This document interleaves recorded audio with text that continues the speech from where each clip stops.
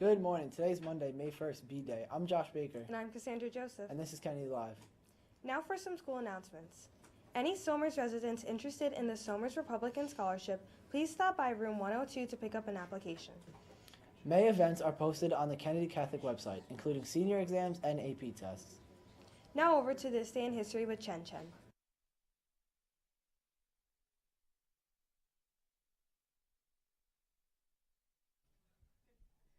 Good morning, Kennedy Catholic. This Day in History brought to you by Chen. In 1873, first U.S. postal card issued. In 1931, the Empire State Building in New York officially opens. And in 1937, U.S. President Franklin Roosevelt signed an act of neutrality, keeping the United States out of World War II. That's all for today, folks, and now back to the anchors.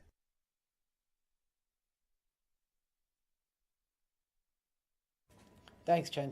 In breaking news, firefighters battling a wildfire in north-central Arizona were hampered Monday by strong winds and dry conditions as residents of surrounding communities remained out of their homes for another day.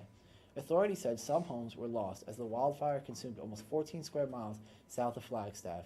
About half of Arizona is in the worst two categories of drought, a stark change from a year ago when only some areas were characterized as normally or moderately dry. The wildfire in Arizona is one of the most active in the country. Weather forecasters have warned the fire season will be dangerous and life-threatening. Now over to College Corner with Alexa.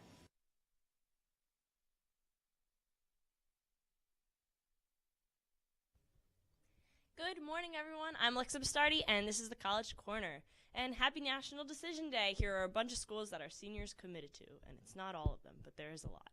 Marist College, Christopher Newport University, Georgia Tech University, Fordham University, Worcester Polytech Institute, SUNY Buffalo, Oswego, Binghamton, and Albany, University of Scranton, University of Southern California, Towson University, Iona College, Santa Clara University, Ithaca College, FIT, and here are more, Elon University, Sacred Heart, UPenn, Seance Po Columbia University, NYU, and many more, so congrats to all of them.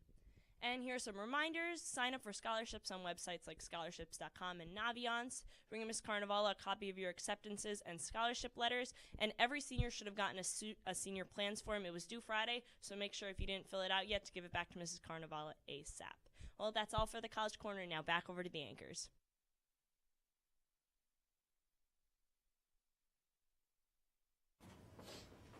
Thanks, Alexa. And for our feature stories, a 7-Eleven in California has found a way to keep people from panhandling and loitering outside the store. Crank up classical music.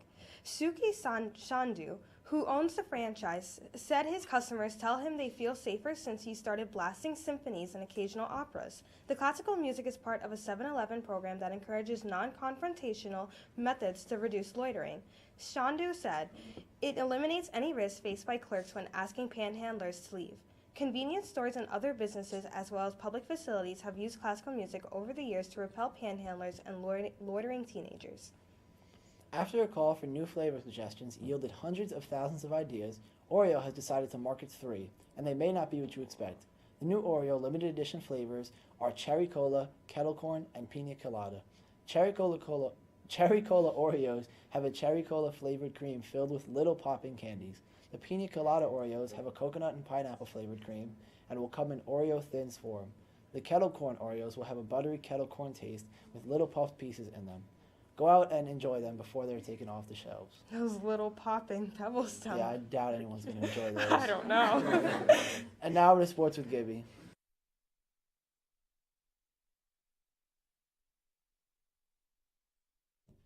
Good morning, Kennedy Catholic Sports Nation. I'm your host, Randy Gibson, and I'm still a little shocked from that Oreo story. Those flavors are really gross. But anyway, boys lacrosse has a huge game coming up. More on that later, but now let's get into pro sports. In Major League Baseball, the Astros beat the Yankees 2-1.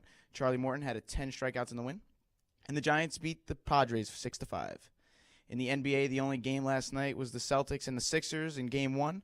Celtics take the win, 117-101. Scary Terry had 29 points in the win. JV softball girls beat Holy Child yesterday 16-6. Brooke Nish crushed a base-clearing triple. Men's varsity lacrosse has a game today, home versus Brian McMahon, 5 o'clock start. And the biggest game of the regular season will be held home on Saturday versus Monsignor Farrell. It looks like it'll be a 1 o'clock start, but we are still unsure of the game time, so I will update you on that later in the week. That's all for sports. Now back over to the anchors. Thank you, Gibby. Well, I'm Cassandra Joseph. And I'm Josh Baker. And this has been Kennedy Live. Have a great day.